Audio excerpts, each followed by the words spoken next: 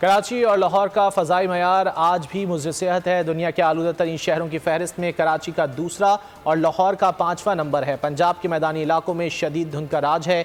हद निगाह इंतहाई कम रह गई है। कौमी शाहराहों पर ट्रैफिक की रवानी मुतासिर है।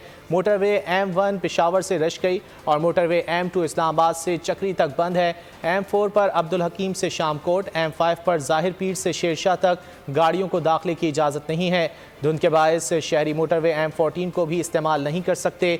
मुल्तान से ज़ाहिर पीर तक मोटरवे पर एंट्री बंद है। स्वात एक्सप्रेसवे कर्नल शेर खान से चकदरा और हज़ारा एक्सप्रेसवे बुरहान से झारी किस हद तक हर किस्म की ट्रैफिक के लिए बंद है।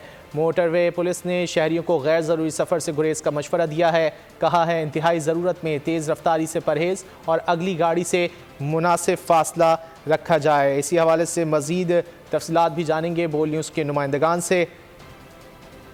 अटक से हमें अपडेट करेंगे हाफिज़ खलील अहमद। हाफिज़ बताइए।